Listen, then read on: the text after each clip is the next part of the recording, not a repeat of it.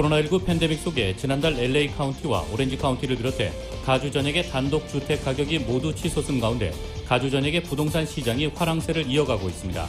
직원들이 일터에서 코로나19 위험에 노출될 경우 이를 의무적으로 직원들에게 통보해야 하는 법안이 개빈 뉴섬 주지사의 서명으로 시행에 들어갑니다.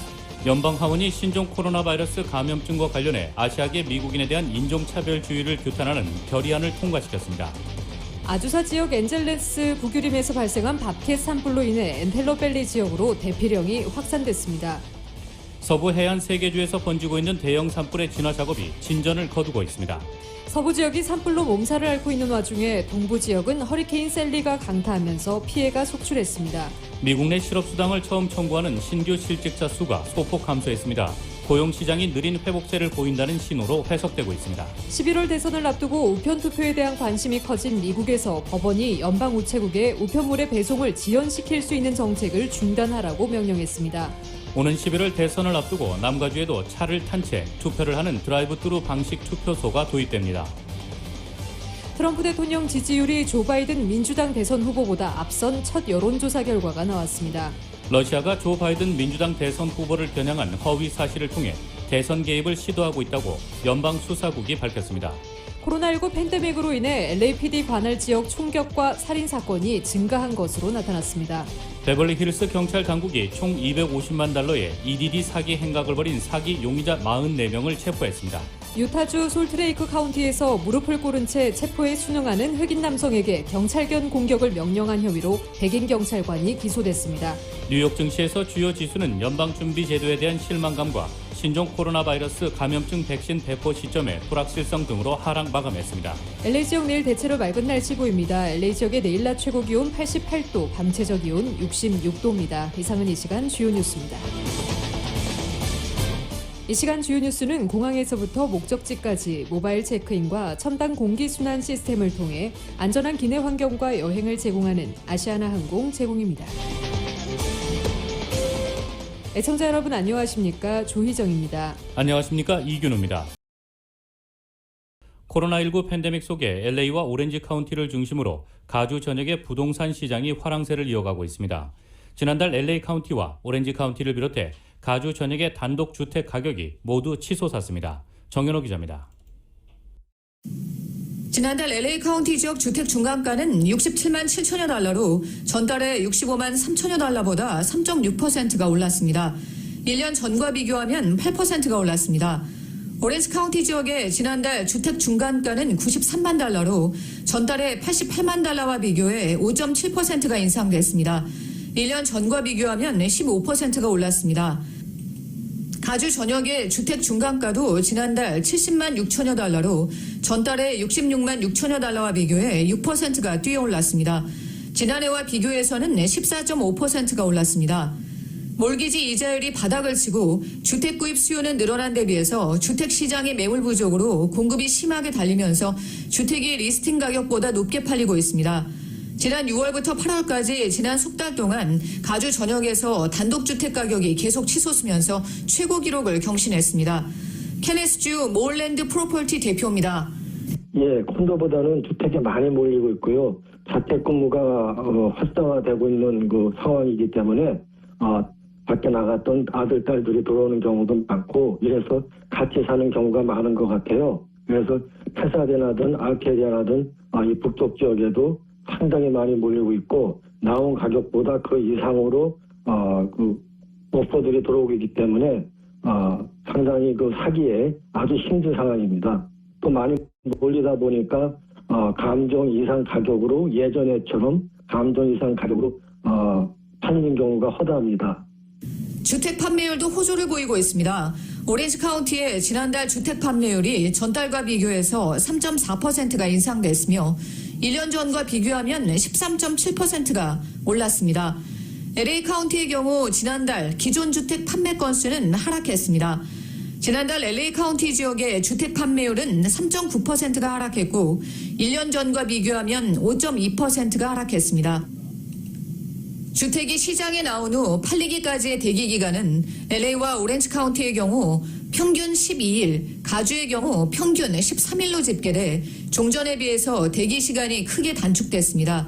셀러스 마켓이 형성되면서 셀러가 다운페이를 많이 하는 바이어를 선호하는 성향이 두드러지고 있으며 코로나19 팬데믹 속에 몰기지 융자업기가 까다로워지면서 자영업자보다는 전문직 직장인들의 주택 매매가 훨씬 수월한 현상을 보이고 있습니다. 특히 예를 들어서 정부 론을 받았다든지 페이먼트가 늦었다든지 여러 가지 이유가 있는데 그런 경우는 론 나오기가 상당히 어려워지고 WD10 받는 분은 정해져 있으니까요. 그 론 금액만 자격이 되면은 론이 금세 나오죠. 예, 대부분 요새 그 빨리 끝나고 하는 그 케이스는 대부분 자영업자가 아니고 또 전문직인 WD10을 받는 그 월급 받는 분들이 대다수를 이루고 있습니다. 여름 성수기가 지나도 낮은 이자율과 매물 부족 현상이 이어지는 한 남가주 주택시장의 화랑세는 이어질 것으로 업계는 내다보고 있습니다. 라디오 서울뉴스 정현호입니다. 직원들이 일터에서 코로나19에 노출될 위험이 있는 경우 이를 의무적으로 직원들에게 통보해야 하는 주 법안이 개빈뉴섬 주지사 서명으로 시행에 들어갑니다. 또 직원들이 코로나 바이러스에 감염될 경우 종업원 상해보험으로 보호를 받도록 하는 법안도 주지사 서명을 받았습니다. 관련 소식 임준영 기자입니다. 개빈 뉴섬 주지사가 직장에서 코로나19에 노출될 위험이 있을 경우 업주가 직원들에게 의무적으로 이 사실을 통보하도록 법안 AB 685의 17일 서명했습니다. 주지사는 그로소리 업체나 의료계, 농장 등 필수 업종에서 종사하는 근로자들을 보호하기 위해 해당 법안에 서명한 것입니다. AB 685 법안은 고용주가 같은 장소에서 일하던 직원 또는 하청업체 직원 중 한 명이라도 자가격리 조처 혹은 코로나 바이러스 양성 반응이 나왔을 경우 전 직원들과 하청업체 직원들에게 24시간 내에 서한으로 통보하도록 의무화하고 있습니다. 또 고용주는 코로나 바이러스에 감염된 직원들에게 병가 혜택을 비롯해 사내를 어떻게 소독할 것인지에 대한 내용도 직원들에게 통보해야 합니다. 또 직장 내 코로나 바이러스 감염 케이스 발생 시 공중보건기관에 48시간 이내에 통보해야 합니다. 이와 함께 주지사는 근로자들이 코로나19에 감염될 경우 종업원 상해보험으로 보상을 받을 수 있도록 하는 법안 SB 1159에도 서명했습니다. SB 1159는 의사와 간호사 등의 필수 업종 직원들이 코로나 바이러스로 인해 아프거나 사망했을 경우 고용주가 종업원 상해보험으로 보상해주도록 하고 있으며 직원들은 직장 내 코로나 바이러스 확산 시에도 종업원 상해보험을 통해 보상을 요구할 수 있습니다. 바이러스 확산은 직원이 100명 이하인 회사인 경우 14일 이내에 4명 이상이 코로나19 감염, 100명 이상이 회사일 경우 4%보다 많은 직원이 코로나에 감염될 경우를 의미합니다. 주의회 일각에서는 근로자들이 해당 법안을 악용할 수 있어 반대 의견도 제기됐지만 식료품 종사자, 주유소 직원 등 주민들이 삶을 살아가야 하는데 꼭 필요한 필수 업종 근로자들을 위해 절실한 법안이라는 목소리가 높았습니다. SB 1159는 2023년 1월 1일까지 유효합니다. 라디오 서울뉴스 임준현입니다. 하원은 신종 코로나 바이러스 감염증과 관련해 아시아계 미국인에 대한 인종차별주의를 규탄하는 결의안을 통과시켰습니다. 이 결의안은 모든 공직자가 반아시아 정서를 규탄하도록 하는 내용을 담고 있습니다. 또 아시아계 전염병 대유행에 책임이 있다고 비난하는 사람들로부터 공격과 폭력이 증가함에 따라 증오범죄에 대한 조사를 촉구하는 내용이 포함되어 있습니다. 이 결의안은 코로나19가 중국 우한에서 발생했다고 알려진 이후 아시아계 미국인을 향한 증오 범죄가 증가하는 상황에서 지난 3월 대만계 미국인인 민주당 그레이스멍 하원 의원이 발의했습니다. 결의안은 민주당이 찬성하고 공화당이 반대하는 가운데 당의 노선에 따른 투표가 이뤄져 찬성 243명, 반대 164명으로 확연히 갈렸습니다. 공화당은 이번 결의안이 11월 대선을 앞두고 트럼프 대통령을 비난하려는 의도가 담겼다고 봤기 때문이라고 밝혔습니다. 이 실제로 결의안은 코로나19를 중국 바이러스, 우한 바이러스, 쿵우와 같은 비공식적 용어로 사용하는 것이 아시아 공동체에 대한 반감을 더욱 부추겼다고 지적했는데 이들 용어는 트럼프 대통령이 중국의 코로나19 확산 책임론을 거론하면서 자주 쓴 표현들입니다. 미국 서부 해안 3개 주에서 번지고 있는 대형 산불의 진화 작업이 진전을 거두고 있습니다. 뉴욕타임스는 오늘 캘리포니아, 오리건주의 몇몇 대형 산불은 확산 속도를 늦추거나 일부 불길을 잡는 등 진화 작업에서 진전이 있었다고 전했습니다. 캘리포니아주 소방국은 소방관 17,000여 명을 투입해 오거스트 복합 화재를 30% 진화했고 노스 복합 화재도 36% 진화했다고 밝혔습니다. 이에 따라 인근 지역의 대기질도 좋아져 샌프란시스코 베이 지역에서는 한 달 만에 처음으로 대기오염 경보가 발령되지 않았습니다. 또 오리건주에서도 비치크리크 화재가 이날 오전까지 20% 정도 진화됐습니다. 다만 기상학자들은 건조한 날씨가 계속되면 불길이 다시 확산하거나 새로운 산불이 시작될 수 있다고 경고하고 있습니다. 아주사 지역 엔젤레스 구기름에서 발생한 밥캣 산불로 인해 엔텔로밸리 지역에 대피주의보가 추가로 내려졌습니다. 해당 대피주의보는 남쪽 방면 포트 테혼 로드와 동쪽 방면 96가 스트리트, 동쪽 방면 발레르모 로드와 서쪽 방면 밥스갭 로드 주민들 대상입니다. 또한 몬로비아, 브래드버리, 시에라 마드레, 알타데나, 듀알테, 페사데나 지역에도 계속 대피주의보가 내려진 상태입니다. 현재 밥캣 산불은 5만 539에이커를 전소시켰으며 진화율은 3%입니다. 산불로 인해 인근 지역에 2주 동안 대기 질이 매우 해로운 상태입니다. 미 서부 지역이 산불로 몸살을 앓고 있는 와중에 동부 지역은 허리케인으로 인한 피해가 큽니다. 허리케인 셀리는 이제 열대성 저기압으로 변했지만 해안 지역을 강타하면서 입힌 피해가 만만치 않습니다. KBS의 보도입니다. 물이 빠지면서 드러난 도로 위에 시커먼 물체가 움직이고 있습니다. 길이 3m가 넘는 악어입니다. 허리케인 셀리가 강타한 동부 해안 지역과 늪지대에 물이 넘치면서 악어도 서식지에서 떠밀려온 겁니다. 바닷가 부두에 있어야 할 보트들도 차들이 다니는 도로까지 밀려왔습니다. 여전히 물바다 상태인 지역은 교통 표지판만이 어디가 길이었는지를 가늠케 할 뿐입니다. Absolutely awestruck. I just can't believe what I'm seeing out here. 시속 160km의 속도로 해안 지역을 강타했던 셀리는 이제 열대성 저기압으로 약해졌습니다.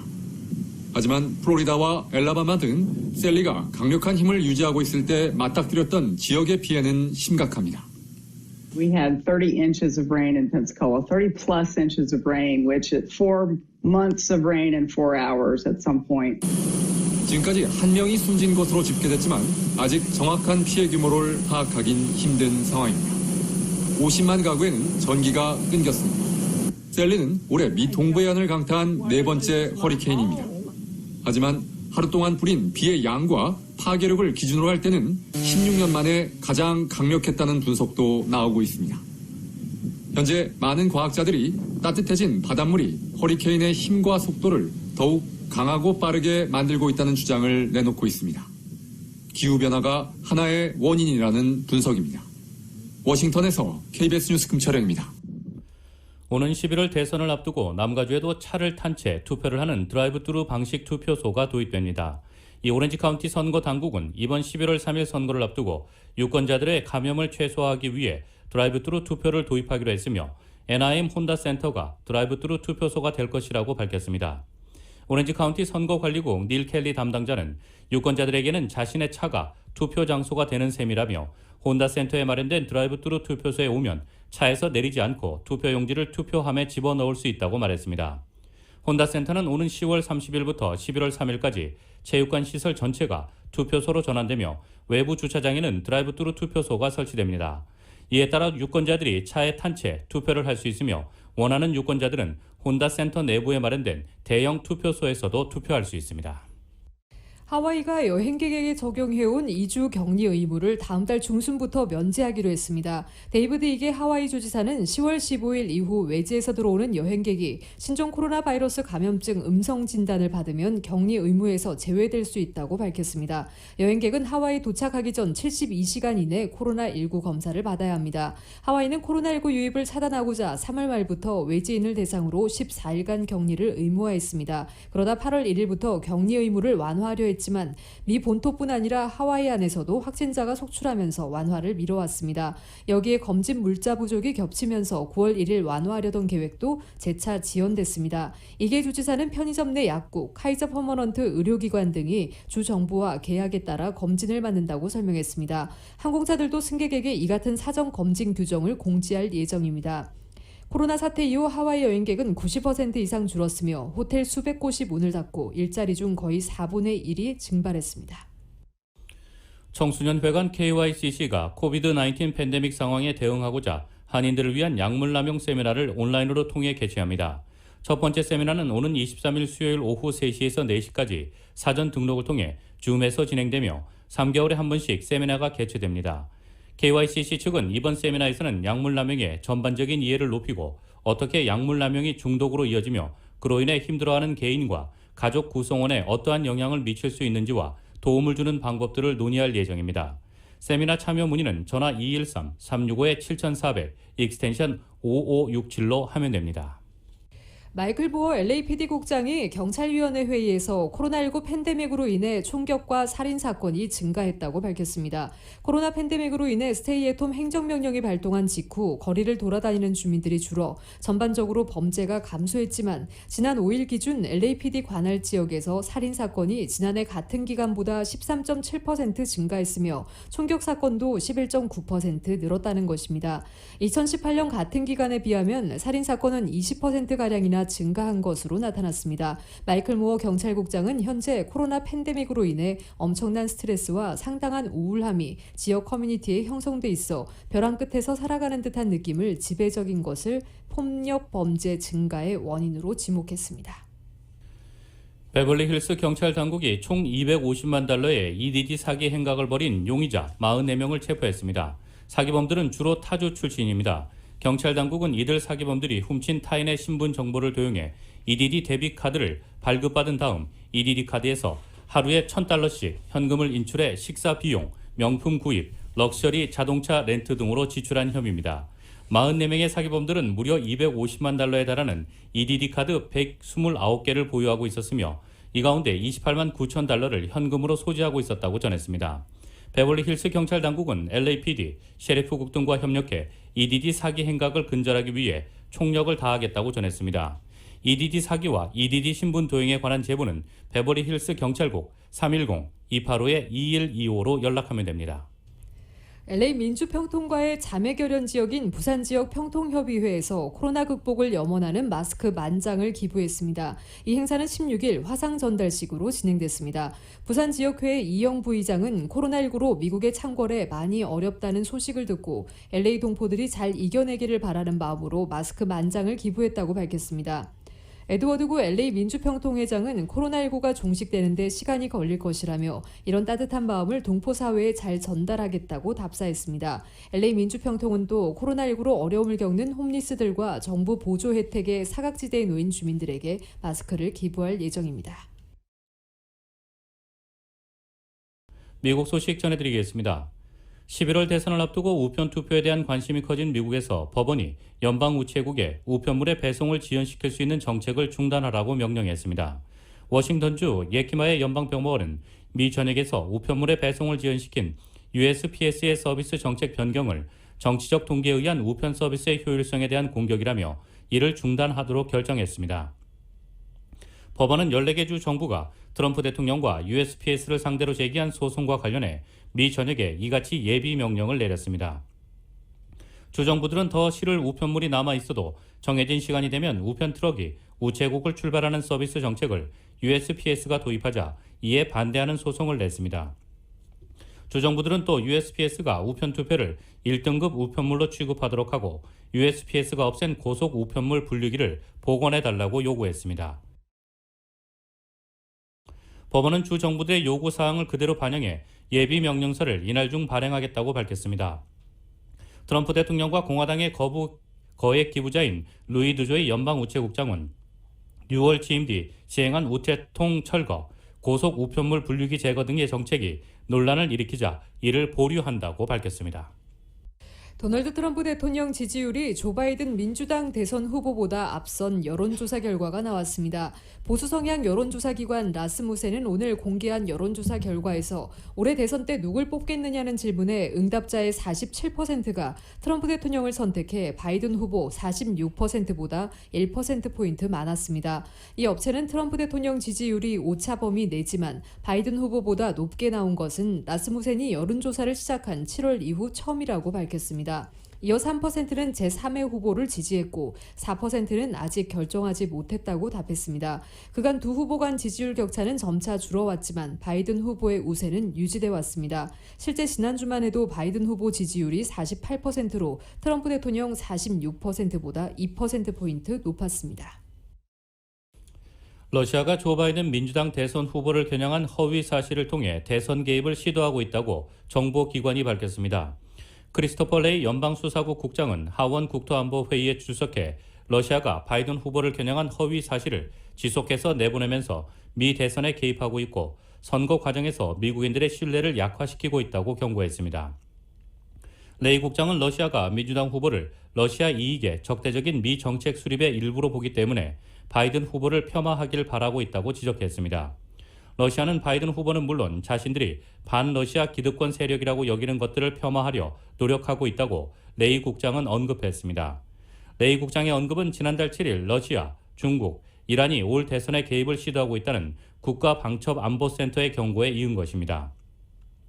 당시 NSCS의 윌리엄 에바니니 소장은 러시아에 대해 바이든 후보를 폄하하기 위해 다양한 수단을 쓰고 있다고 평가한다고 밝혔습니다.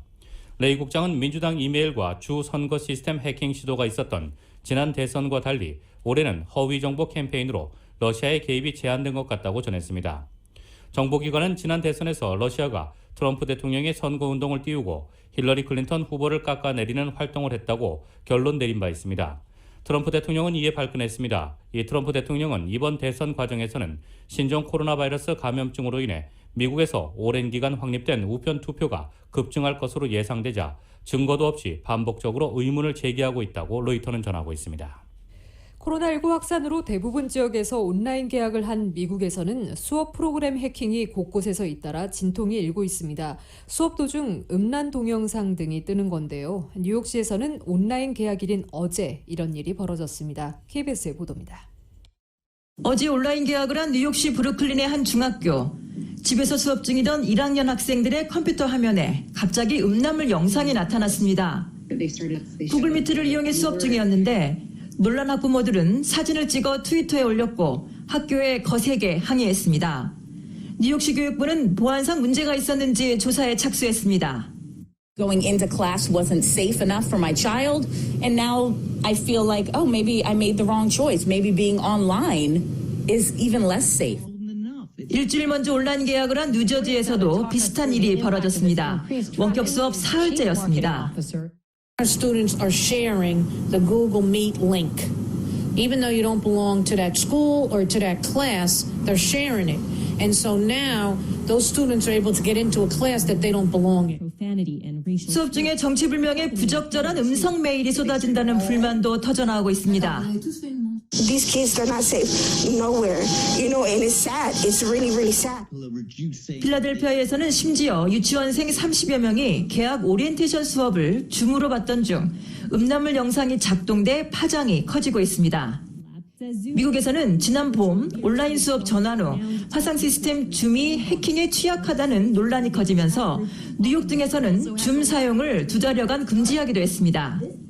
현재는 줌과 구글 미트 그리고 MS 팀즈 등을 병행하고 있습니다. 이런 가운데 뉴욕시는 유치원생을 제외한 대부분 학년의 대면 수업 시작일을 당초 오는 21일에서 1, 2주씩 더 미루기로 했습니다. 아직 학교가 코로나19에 대비할 체제를 갖추지 못했다는 교사 노조의 반발이 거세진 데 따른 겁니다. 뉴욕에서 KBS 뉴스 한보경입니다. 윌리엄 버 법무장관이 신종 코로나 바이러스 감염증 확산을 막기 위한 주지사들의 봉쇄 조치를 시민의 자유권 침해라고 강도 높게 비난한 것으로 알려졌습니다. CNN에 따르면 바 장관은 전날 미시간주 힐스데일 대학의 한 행사에서 전염병 대유행 이후 비필수 사업장의 문을 닫고 가능하면 자택에 머물라고 지시한 주지사들의 조치를 비판했습니다. 바 장관은 전국적 봉쇄 조치를 취하고 자택 대기령을 내리는 것은 가택연금과 같다며 이는 다른 종류의 구속이었던 노예제 외에 미국 역사에서 시민의 자유에 대한 가장 큰 침해라고 혹평했습니다. 바 장관은 트럼프 대통령의 충복이자 호위무사로 불리는 인물입니다. 트럼프 대통령도 그동안 코로나19 확산 억제를 위한 각종 방역 지침을 경시하는 듯한 태도를 보이며 사업장이나 학교 재개 등 경제 정상화를 강하게 요구해왔습니다. 바 장관은 전날 자신과 트럼프 대통령과 주변 인사에 유리한 법률적 결정을 내려 검사 등 내부 직원의 반발에 직면한 상황에 대해서도 이들 직원을 유치원생에 비유하면서 강도 높게 비난했습니다. 미국에서 무릎을 꿇은 채 체포에 순응하는 흑인 남성에게 경찰견 공격을 명령한 혐의로 백인 경찰관이 기소됐습니다. 공개된 경찰의 바디캠 영상에는 저항하지 않는데 왜 공격 명령을 내렸느냐는 흑인 남성의 항의를 무시한 채 공격을 계속 지시하는 장면이 공개됐습니다. 무릎을 꿇은 채 두 손을 들고 있는 흑인 남성. 가정폭력 신고를 받고 출동한 경찰이 이 남성에게 땅에 엎드리지 않으면 경찰견에 물릴 것이라고 경고합니다. 흑인 남성은 곧 체포에 순응했지만 경찰은 이 남성의 왼쪽 다리를 걷어찬 뒤 경찰견에게 공격 명령을 내립니다. 그만두라는 요청에도 아랑곳하지 않고 경찰견을 잘했다고 칭찬합니다. 지난 4월 24일 미 유타주 솔트레이크 카운티의 한 집에서 벌어진 일입니다. 제프리 라이언스 씨는 병원으로 이송됐지만 두 다리에 큰 중상을 입었습니다. 솔트레이크 시티 경찰국은 지난 10일 성명을 통해 해당 경관의 과잉 진압 혐의를 인정한다고 밝혔습니다. 민간심의위원회도 바디캠 영상 등을 조사한 결과 경찰이 라이언스 씨에게 과도한 폭력을 행사했다고 지적했습니다. 체포 규정에는 경찰 명령을 무시하거나 위협 행위가 있어야 경찰견을 동원할 수 있지만 그런 행위가 없었는데도 공격 명령을 내렸다는 겁니다. 해당 경관은 2급 가중폭행 혐의로 기소됐습니다. For us, it's following the law. And it doesn't matter if you're a police officer, if you're a civilian, if you violate, we will follow and we will charge you. 워싱턴 포스트는 경찰이 흑인들을 체포할 때 경찰견을 동원하는 많은 사례 가운데 하나일 뿐이라고 꼬집었습니다. 워싱턴에서 KBS 뉴스 서지영입니다.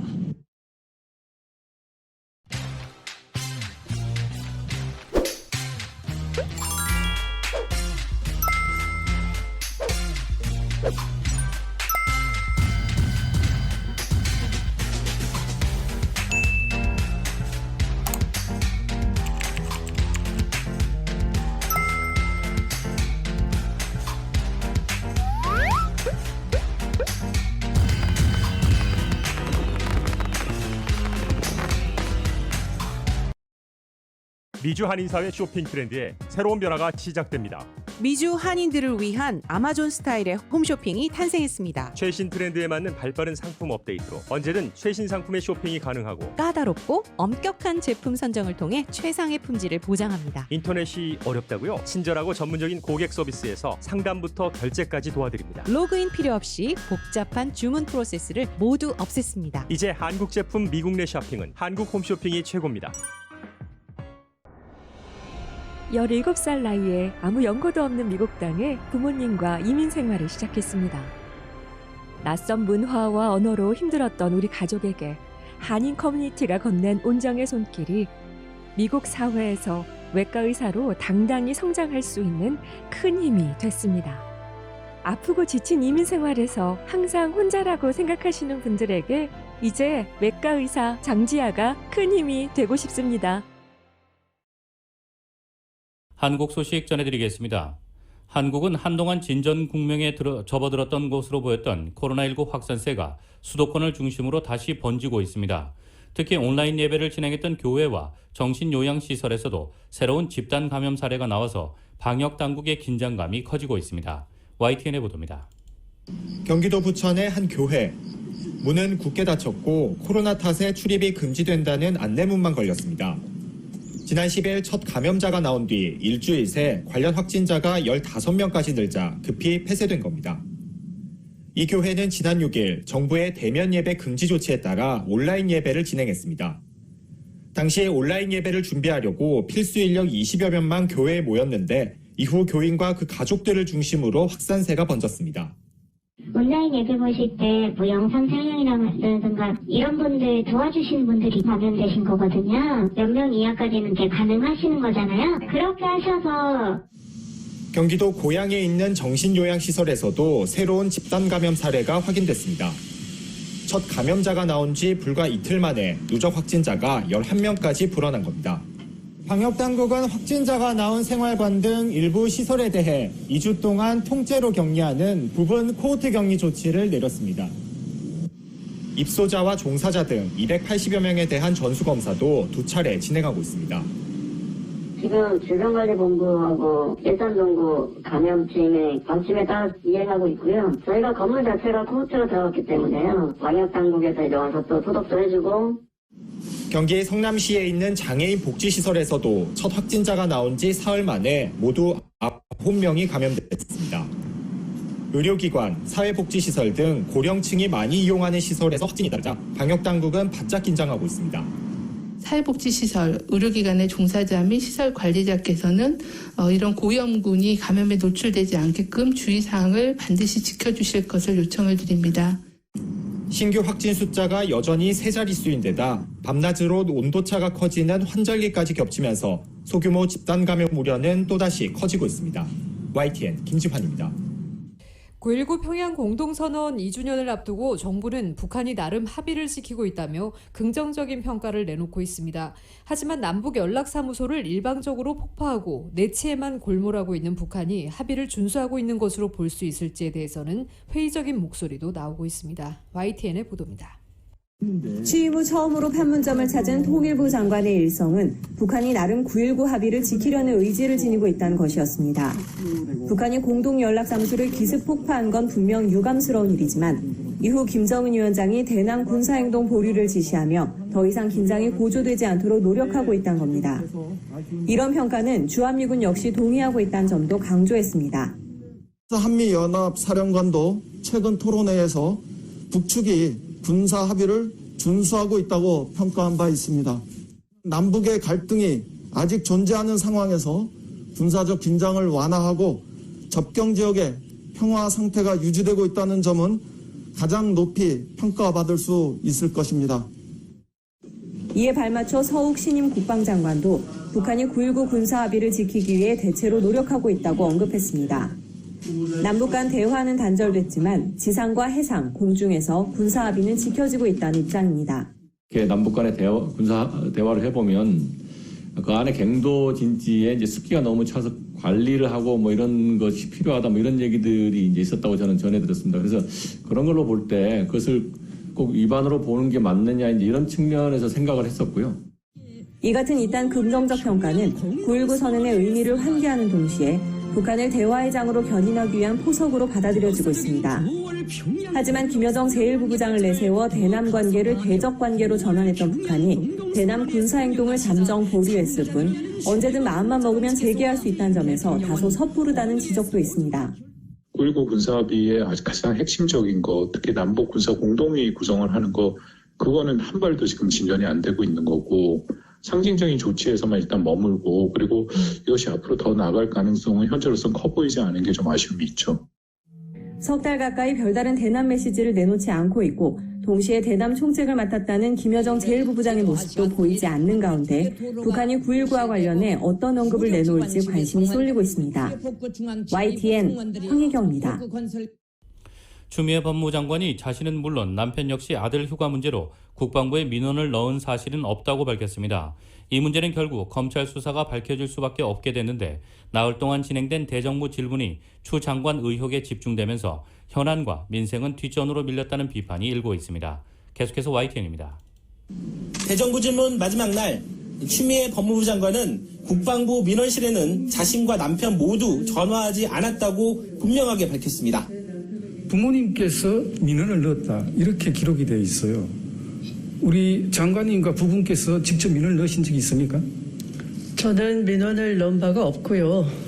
제 남편에게도 민원을 넣은 적이 없다는 것을 확인했습니다.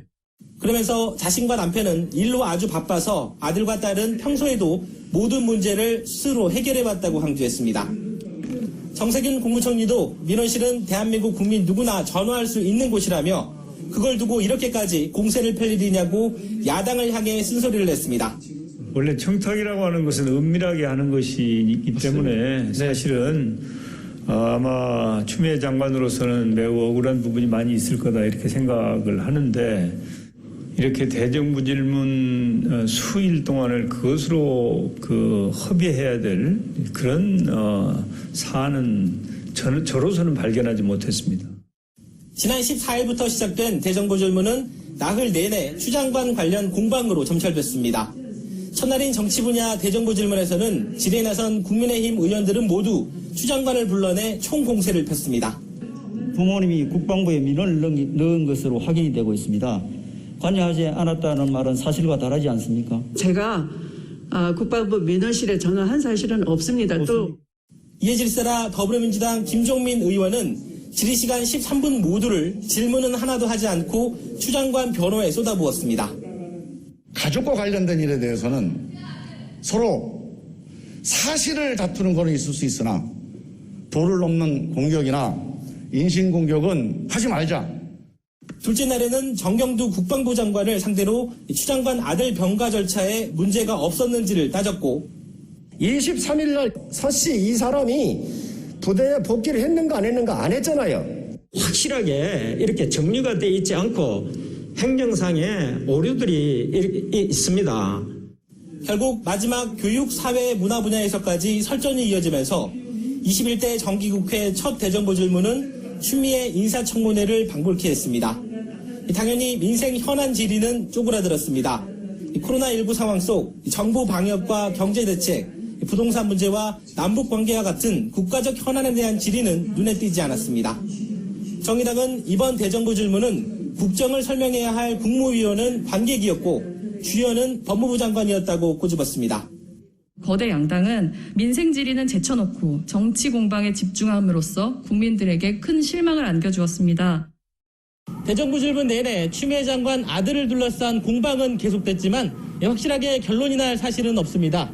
결국 검찰 수사로 밝혀질 수밖에 없는 의혹을 두고 거대 양당이 정쟁에만 몰두했다는 비판을 피하기는 어려워 보입니다. YTN 이승배입니다. 뉴욕 증시에서 주요 지수는 연방준비제도에 대한 실망감과 신종 코로나 바이러스 감염증 백신 배포 시점의 불확실성 등으로 하락했습니다. 오늘 뉴욕 증권거래소에서 다우지수는 전장보다 130.40포인트, 0.47% 하락한 27,901.98에 거래를 마쳤습니다.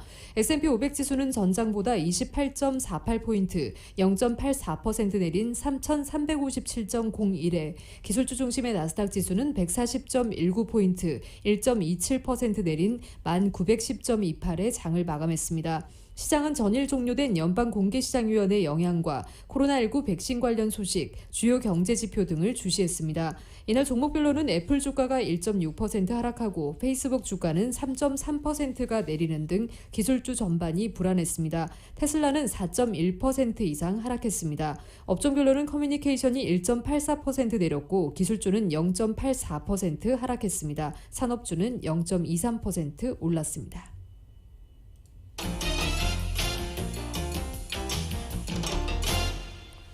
국제 금값은 중앙은행인 연방준비제도 움직임에 대한 시장의 실망감으로 하락했습니다.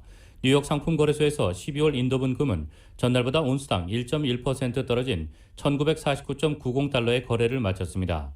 전날 막을 내린 연방공개시장위원회 정례회의 결과가 투자자들의 기대에 미치지 못한 것이 금값에 하방 압력을 가한 것으로 보입니다. 연준은 기준금리 동결을 결정하고 오는 2023년까지 현행 제로금리 유지를 시사했으나 투자자들은 더 적극적인 경기부양 조치를 내놓지 않은 데 실망감을 보이고 있습니다. 국제유가는 석유 수출국 기구와 10개의 주요 산유국의 연대체인 오펙 플러스 회의에서 감산 이행의 중요성을 확인한 데 힘입어 큰 폭으로 올랐습니다.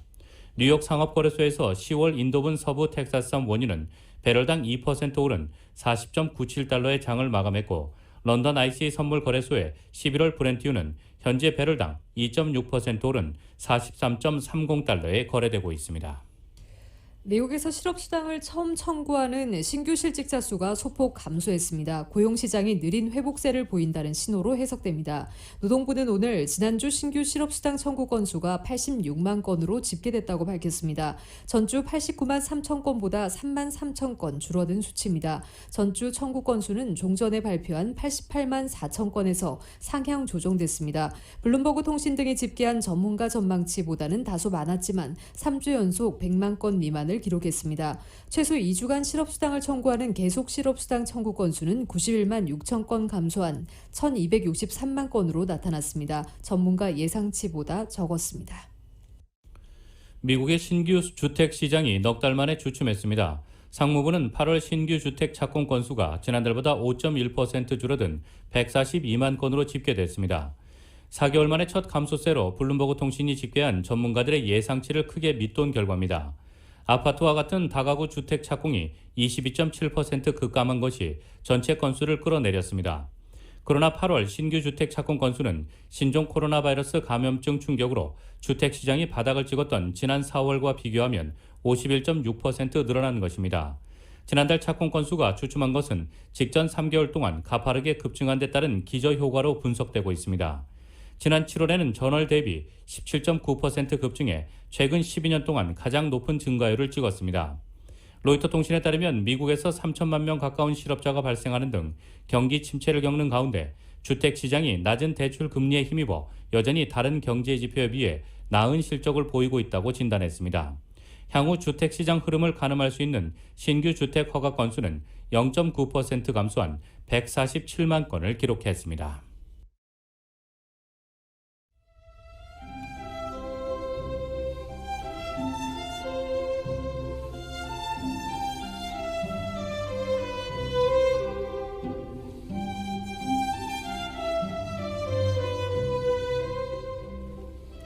(9월 17일) 목요일 오늘 밤과 내일 날씨입니다. 남가주 지역 내일 부분적으로 구름 끼겠고 낮 기온 오늘보다 조금 더 오르겠습니다. LA 한인타운의 내일 낮 최고 기온 91도, 밤 최저 기온 66도입니다. 오렌지 카운티 지역 내일 낮 최고 93도, 밤 최저 66도, 벨리와 인랜드 엠파이어 지역 80도, 57도, 해안 지역의 내일 낮 최고 80도, 밤 최저 65도입니다. LA 지역 오늘 밤 약간 구름 끼겠습니다. 밤 최저 기온 64도입니다. 한국은 낮 동안 쾌청하고 선선하겠습니다. 주말 내내 맑고 선선한 가을 날씨가 이어지겠습니다. 서울의 오늘 낮 최고 기온 화씨 76도, 밤 최저 기온 화씨 61도입니다.